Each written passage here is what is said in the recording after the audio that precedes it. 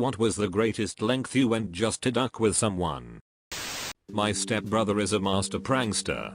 My personal favorite is when he ducked with his uncle by sending him Christmas cards from a made-up couple with photos he found on the internet. Hope you and the kids are doing well, etc. Love, Bill and Amy. He also included details only someone close to the family would know, and even had his friend stop by their house when their son was playing outside, and asked him to tell his dad that Bill stopped by. It got to the point where it was driving the uncle insane. He had no idea who this mystery couple was, because they didn't exist. A friend of mine, who is the polar opposite of his older brother when it comes to politics, started trolling his brother on the internet for fun. This began pretty much at dawn of the internet, and he's never stopped. From the time his brother started posting in the early 90s on message boards, up through today, he has encountered the most virulent opposition to everything he says. Often, the oppositional posters will use his own words against him, pulling quotes from his posts that are years old, from message boards that don't even exist anymore. My friend just copies and saves his posts as he goes, says it's easy, kind of like his hobby. The brother has gotten freaked out and changed usernames several times, but my friend always finds him again, usually by simply asking his brother what his new username is, and picks it right back up. This has been going on for over 20 years. So, his brother is trapped in this epic, lifelong, deeply personal flame war online, and doesn't realize that his archenemy is also his kid's godparent. It's just so twisted. This is probably way too late to be seen, but here it goes. I was eating dinner with some friends at Jerry's Deli. When we're leaving, I need to go to the bathroom. I get outside and they're in the car, jokingly yell at me, and drive off without me. Instead of sticking around waiting for them, I decide to go hide. So I hide in bushes behind the parking lot. They circle back after 5 minutes and start looking for me. I'm getting repeated phone calls and texts from both of them wondering where I am. I start walking back to my friend's house as they are looking for me, which was a 5-minute walk away from the restaurant. As I'm walking back, I noticed they had given up looking for me, and were circling back to his house. I hid in the bushes and watched them circle back. So a couple minutes later I make it to his house. I walk up the driveway and there is my buddy's car. So I hop in the backseat and start getting calls again. I don't answer. So my friend, I guess, decided to go for round number 2 of trying to find Pip the Minky. Maybe he felt a tinge of regret at having left me stranded. So he's calling me as he leaves his house. Again, I'm crouching in his backseat. He walks around the car and miraculously doesn't notice me in the backseat. He opens the driver door, gets in, closes the door, puts on his seatbelt when I let out the loudest scream that has ever come from my vocal cords directly into the back of his head. I've never seen anybody so terrified in their entire life. He pissed his pants in terror. I was never left at a restaurant again. Sometimes, chances to duck with someone just fall in your lap after staying dormant for years. Here's my story. Many years ago I was at a house party with some high school friends on the other side of town. I was trying to get with this girl but she was having none of that. As I sat on an unfamiliar couch, I overheard a guy I'd never met before describe an odd allergy he had to dairy products. When he drank milk, the normally non-visible birthmark he had over his left eye would darken and become noticeable. 5 years later I was attending a creative writing class at the university. The professor wanted us to do introductions, stating our name, what our field of study was, and one interesting thing about ourselves. As my turn approached I started to get nervous. Suddenly my standard, I collect surf music from the 90s on vinyl record line seemed not so interesting. As I looked around the room, I saw the guy with the milk allergy. I was sure it was him. We had never met, but I still knew this quirky thing about him. When it got to me, I introduced myself and told everyone that I had psychic powers. They pressed me to do a reading, but I told them that my powers were odd in that I couldn't just read anyone, but that I would occasionally get flashes of information about strangers, revealing strange and usually unimportant facts about them. When pressed to perform, I pointed out the kid I'd overheard years earlier and said, I don't know what this means, But when you put milk on your cereal it looks like you have a black eye the next day. He turned completely white, mumbled, "That's impossible," stood up and walked out of the class. Everyone else clammed up and refused to even make eye contact with me.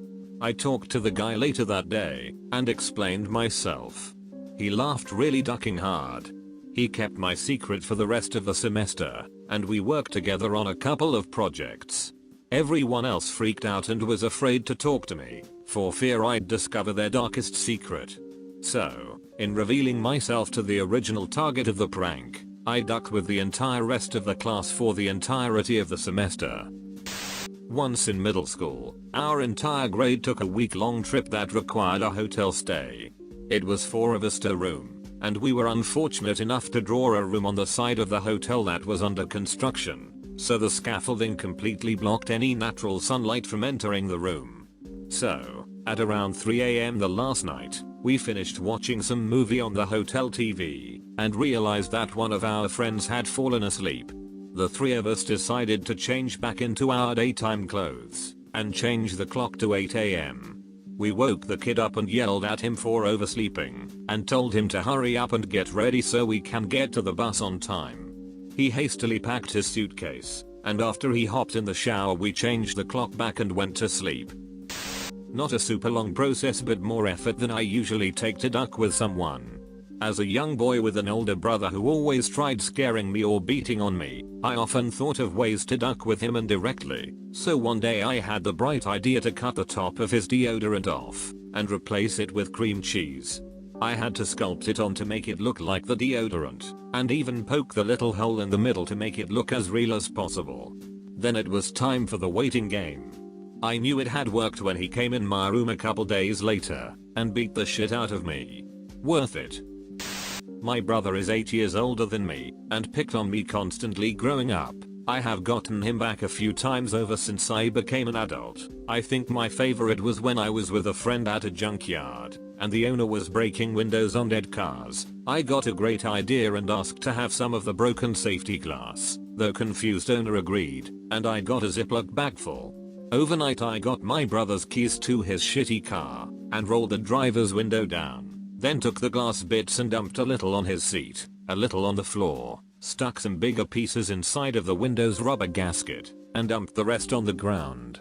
Long story short, he calls the insurance company, takes it to the body shop where they proceed to roll the window up in front of him. The best part was listening to him try to tell the insurance company to cancel the claim, because his car apparently came with a spare window. 4 years one of my main business competitors was a douchebag with a shitty British accent that he thought was charming. The cunt would try to poach my employees every year at a big industry trade show. I finally had enough, and decided to have some fun with him. I got a whole bunch of my friends and colleagues to act very shocked and surprised when they saw him at the conference. Whenever they would see him walk by, they would call out his name loudly, Marvin. Not his real name, obviously. I thought you were dead. I heard you had a heart attack last month, or last week, or a few days ago. Just ad-lib this bit. Then when he would ask where they heard it, they would always be vague.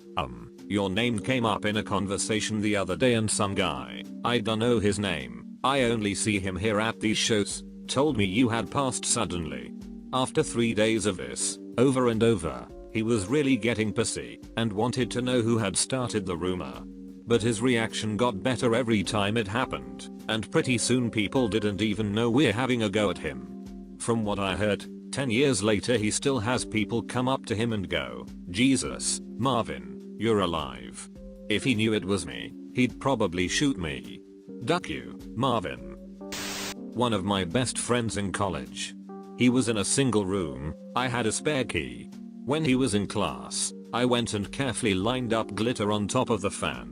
Red, blue, green and yellow. Like 4 huge lines of coke on each blade of the fan. He comes back to the room, switches on the fan. Money shot. Farted multicolored glitter for the next 3 months. His boxers were shiny and his clothes fabulous. He would shower twice, only to show up to class with glitter on his face like a gay vampire in the sunlight for a long time. in retaliation for a prank played upon on one of my group of friends at the time by the landlord of a pub, owner of a bar for US folks. We systematically stole glasses from the bar over a period of several months, just a few now and then. It was a big place, so not really enough to be noticed amongst the usual losses and breakages. The number of glasses soon mounted, and there were over 300 by the time we returned them all surreptitiously on one night. They had beer swilled in them to make them look used, and were placed on various tables around the place. I am assured that there was much puzzlement, and it was most amusing at the end of the night when the staff attempted to put the glasses away.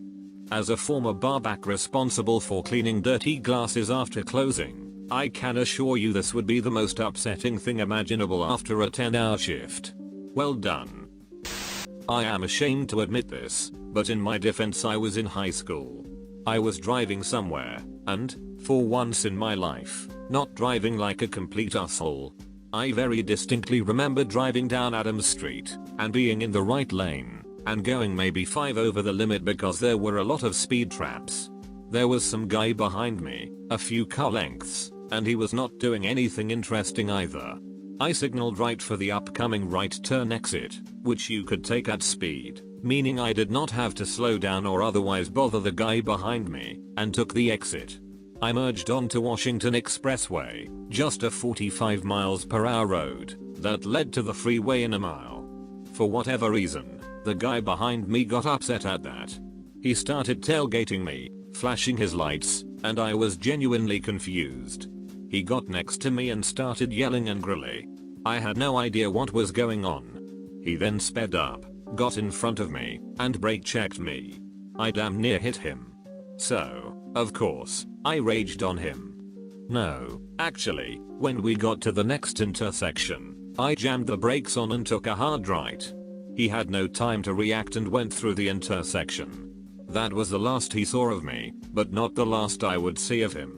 I made a note of the day and time this happened, a Thursday around 6 PM. What he didn't know was that I had 3 cars. And I had no life. The next week, I went and sat on a side road of Adams Street, at about 5:45 PM, on Thursday. Sure enough, the creature of habit drove by again. I was able to pull out behind him. I followed him for quite some time, as he went down Washington and got onto the freeway, and then I followed him nearly 10 miles to his exit. However, when he got off, it was pretty clear he realized he was being followed. He started to speed up, so I let him go and made a left turn. I then waited a month and did this again in my third car. This time, however, I waited for him at the freeway exit he had taken. Sure enough, he came through like clockwork, and made a right turn onto a side street, and went barely a half mile, and pulled into his house. The very next week I drove back out to his house with a friend of mine following me, but this time I was in the first car, the one he had been messing with. And it was a pretty obvious car, a 1965 Cadillac Fleetwood that had a 48-inch stretch. It was a big damn car. I parked it right in front of his house. My friend and I parked a block away with some binoculars. Sure enough, he came home, and got about 30 inches from his house when he saw my car. He came to a dead stop. We watched him looking around nervously. He drove past his house, came to the corner about a half block before us, and made a U-turn. He made another loop, slowly, looking around. He finally parked on the street about a half block away, and just sat for 10 minutes. He finally came home and parked in his driveway. He looked at my car, but didn't approach, and didn't do anything to it. We went and got some dinner, and came back much later and drove off. I never did find out what his problem was, but I sure hope he thought differently about messing with people. TLDR, some guy road raged on me. I found out where he lived and hopefully made him wet his pants.